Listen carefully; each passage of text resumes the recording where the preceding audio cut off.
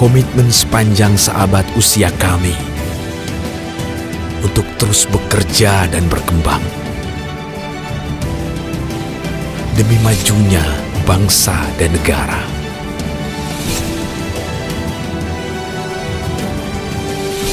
Hingga mencapai lebih tinggi menjadi yang terbaik.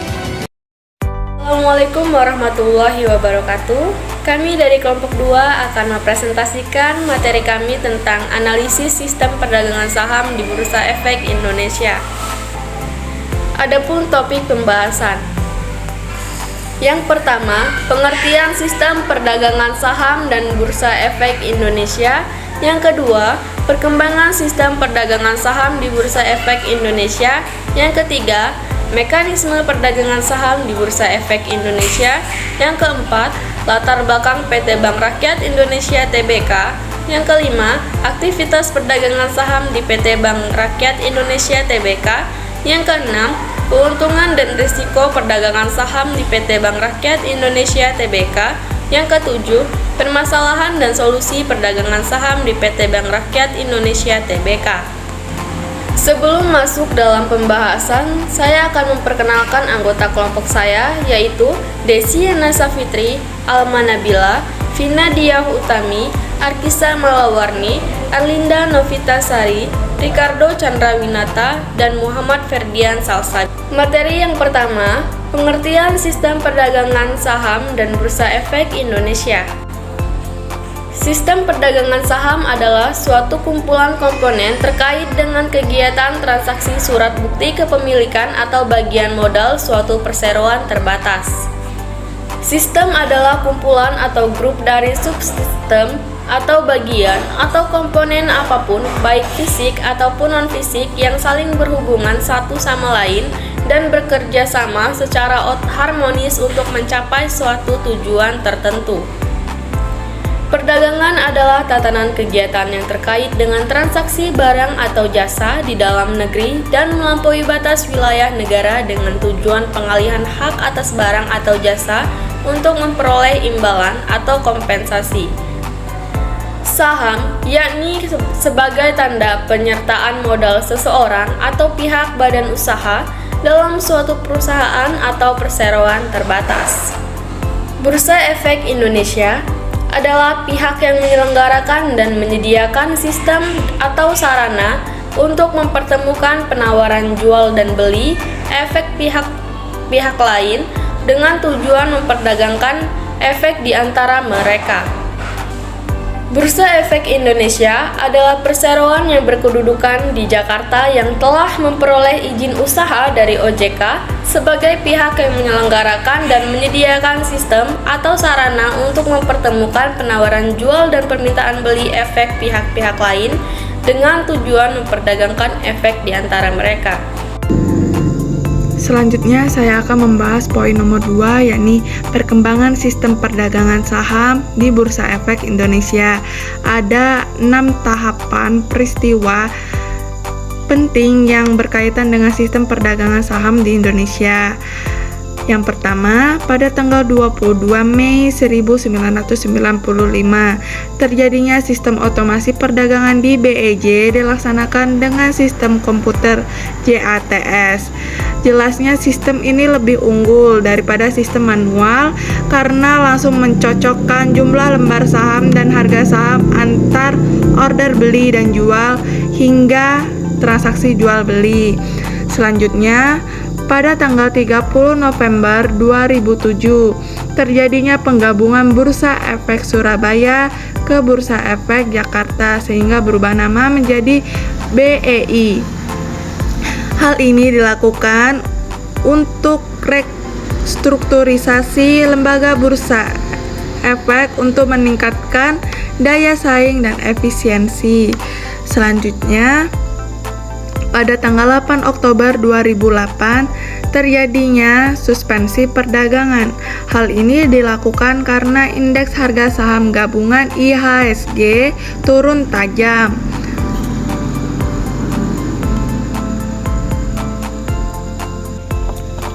Selanjutnya, pada tanggal 2 Maret 2009, adanya peluncuran sistem perdagangan baru PT Bursa Efek Indonesia. Sistem ini jelasnya lebih unggul daripada sistem sebelumnya karena kapasitas order dan transaksi dalam perdagangan akan meningkat hingga 15 juta order dan 7,5 juta transaksi. Selanjutnya, pada tanggal 18 April 2016, Bursa Efek Indonesia meluncurkan IDX Channel. IDX Channel adalah sebuah stasiun televisi berita bisnis selama 24 jam full yang menyiarkan berita bisnis dari Bursa Efek Indonesia. Selanjutnya, pada tanggal 7 Mei 2018, pembaruan sistem perdagangan dan new data center. Itu saja pembahasan dari perkembangan sistem perdagangan saham di Bursa Efek Indonesia. Selanjutnya akan dilanjutkan oleh rekan saya. Materi selanjutnya yaitu mekanisme perdagangan saham di Bursa Efek Indonesia, yaitu terdiri dari pra-pembukaan, pra-penutupan, dan pasca penutupan. Yang pertama, pelaksanaan perdagangan di pasar reguler dimulai dengan pra-pembukaan. Pada periode ini, harga pembukaan terbentuk berdasarkan akumulasi jumlah penawaran jual dan permintaan beli terbanyak yang dapat dialokasikan oleh Judge NextG pada harga tertentu. Yang kedua, pada masa pra-penutupan, anggota bursa dapat memasukkan penawaran jual atau permintaan beli sesuai dengan ketentuan satuan perdagangan, satuan perubahan harga atau fraksi, dan ketentuan auto rejection. Yang ketiga, dalam pelaksanaan pasca penutupan, anggota Bursa Efek memasukkan penawaran jual atau permintaan beli pada harga penutupan dan Judge memperjumpakan secara berkelanjutan atau continuous auction atas penawaran jual dengan permintaan beli untuk efek yang sama secara keseluruhan maupun sebagian pada harga penutupan berdasarkan times priority. Sekian yang bisa saya sampaikan. Materi selanjutnya akan disampaikan oleh rekan saya. Latar belakang PT Bank Rakyat Indonesia Tbk. 1. Lahirnya BRI. Berdiri pada tanggal 16 Desember 1895, awalnya Bank Rakyat Indonesia atau BRI didirikan di Purwokerto, Jawa Tengah oleh Raden Bey Arya Wirja Maja dengan nama The Purwokertos Hulp and Sperbank der Inlands Hoofden atau Bank Bantuan dan Simpanan milik kaum priai Purwokerto. Lalu yang kedua, BRI pasca kemerdekaan Republik Indonesia.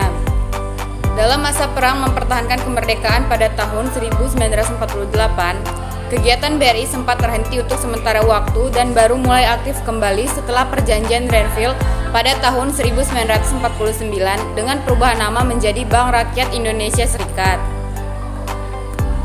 Lalu yang ketiga, peleburan BRI, BKTN, dan NHM pada tahun 1960.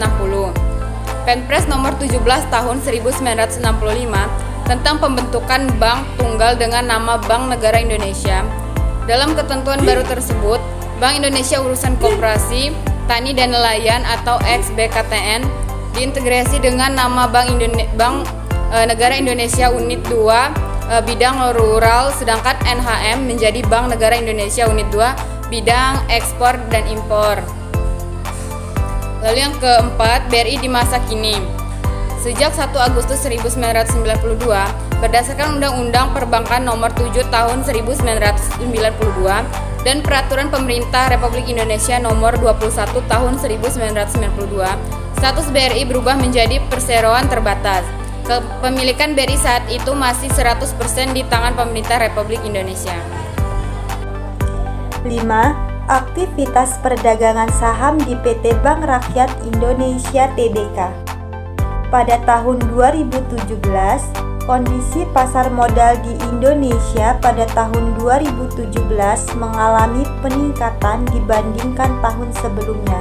yang ditandai dengan kenaikan indeks harga saham gabungan atau IHSG sebesar 20% atau mencapai level 6.356 dari posisi tahun sebelumnya yang berada di level 5.297. BRI mengalami peningkatan harga saham di akhir tahunnya sebesar 56% dari Rp2.335 pada tahun 2016 menjadi Rp3.640.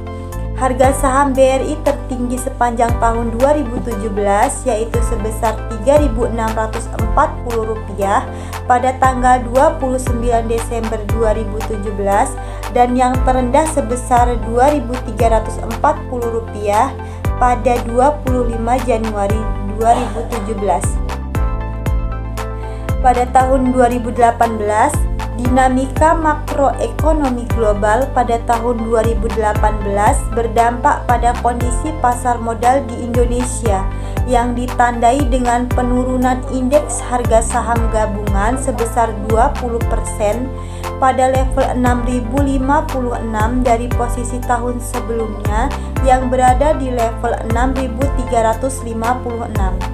Penurunan ini terutama didorong oleh beberapa faktor.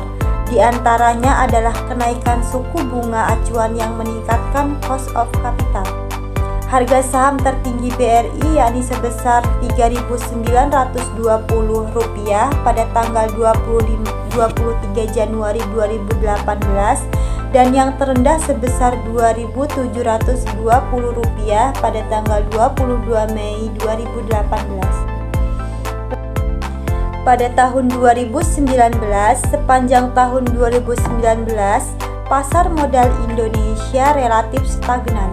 Di tengah kondisi perekonomian global yang penuh dinamika dan menantang, indeks harga saham gabungan tumbuh 1,70% YoY, mencapai level 6.299,54. Lebih baik dibandingkan indeks akhir tahun 2018 yang terkoreksi sebesar 2,54% YoY. Harga saham BRI mencatat kinerja yang positif dan lebih baik dari market yaitu tumbuh 20,2% YoY, mencapai level Rp4.400 dengan harga saham perdagangan harian tertinggi dan terendah selama tahun 2019 masing-masing mencapai Rp4.730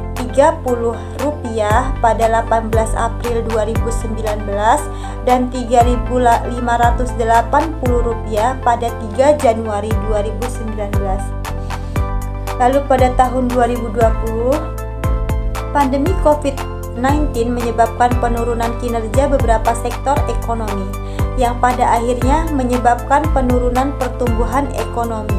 Seiring itu, kinerja indeks harga saham gabungan sampai terkoreksi ke titik terendah pada level 3.911 sebelum kembali meningkat. Dengan kondisi ini, BRI sempat mengalami penurunan sampai pertengahan bulan Mei. Pada akhir tahun 2020, kinerja BRI sedikit terkoreksi dan berada pada kisaran harga Rp4.170. Yang keenam, keuntungan dan resiko perdagangan saham pada PT BRI Tbk. Keuntungan yang pertama, dividen. Dividen artinya keuntungan perusahaan yang dibagikan kepada para pemegang saham PT BRI Persero Tbk atau BBRI atau Bank BRI menyetujui salah satu agenda perusahaan, yakni pembagian dividen atas laba bersih tahun 2020. Perseroan akan membagikan dividen sebesar 12,1 triliun atau 65% dari total laba bersih Bank BRI tahun lalu senilai 18,65 triliun. Yang kedua, capital gain. Capital gain adalah selisih antara nilai investasi di awal dan nilai investasi akhir dalam proses berinvestasi. Saat ini, saham BBRI di Bursa Efek Indonesia merupakan kategori saham blue chip dengan kapasitas pasar terbesar kedua di bursa. Nilai kapitalisasi pasar BBRI saat ini berada sekitar level 540 triliun dan pernah menyentuh level tertinggi pada Januari lalu di level 590 triliun. Selanjutnya yaitu resiko. Yang pertama, resiko gagal pasar. Suku negara retail bebas resiko gagal bayar dikarenakan pembayaran pokok dan imbalan suku negara retail dijamin penuh oleh negara. Hal ini berdasarkan Undang-Undang Nomor 19 Tahun 2008. Yang kedua, resiko pasar. Kerugian atau capital loss dapat terjadi apabila investor menjual suku negara retail di pasar sekunder sebelum jatuh tempo pada harga jual yang lebih rendah dari harga belinya. Yang ketiga atau yang terakhir yaitu resiko likuiditas. Potensi kerugian apabila sebelum jatuh tempo pemilik suku negara retail yang memerlukan dana tunai mengalami kesulitan dalam menjualnya di pasar sekunder pada tingkat harga atau pasar yang wajar. Permasalahan, kasus tersebut terjadi pada tahun 2016, di mana nasabah yang dirugikan dalam kasus ini dipastikan berjumlah 515 orang. Melihat hal ini, pimpinan wilayah BRI Denpasar telah memastikan bahwa adanya kasus tersebut untuk ditangani dan ditindaklanjuti. Setelah ditindaklanjuti, 463 orang atau sekitar 90% dana kerugian nasabah telah dikembalikan oleh pihak bank dengan nilai nominal yang mencapai 1,9 miliar. Aksi skimming yang telah dilakukan pelaku dengan memasang alat berupa skimmer dan kamera pada perangkat mesin ATM menjadikan kartu dan PIN nasabah yang melakukan penggandaan kartu dan melakukan transaksi penarikan melalui kartu ATM palsu. Karena terjadinya kasus skimming, investor asing sementara waktu menjauhi saham-saham sektor perbankan. Investor asing melakukan aksi jual saham sektor perbankan. Aksi jual saham oleh investor asing tersebut paling besar terjadi pada saham PT BRI Tbk atau BBRI. Harga saham BBRI turun 1,65% dengan harga 3.580 per saham pada awal perdagangan awal sesi 1. Aksi jual ini terkait dengan kejadian penipuan skimming. Praktik penipuan ini menimbulkan kekhawatiran tentang sistem keamanan dan dana nasabah di perbankan. Solusi 1. Hukum. Berdasarkan UU ITE pasal 31 ayat 2 menyebutkan bahwa setiap orang dengan sengaja tanpa hak atau melawan hukum melakukan intersepsi atas transmisi informasi elektronik dan atau dokumen elektronik tertentu milik orang lain, baik yang tidak menyebabkan perubahan apapun maupun yang menyebabkan adanya perubahan, penghilangan dan atau penghentian informasi elektronik dan atau dokumen elektronik yang sedang ditransmisikan. 2. Perusahaan. Pihak bank melakukan penyelesaian kasus dengan nasabah melalui penyelesaian sengketa alternatif, yaitu penyelesaian di luar pengadilan melalui proses mediasi. Selanjutnya, bank akan melakukan pengembalian pada dana nasabah yang terkena skimming dengan melakukan pengaduan yang telah ditetapkan Bank Rakyat Indonesia. Kesimpulan, sistem perdagangan saham adalah suatu kesatuan proses kegiatan transaksi jual dan beli di pasar modal yang produknya yakni saham.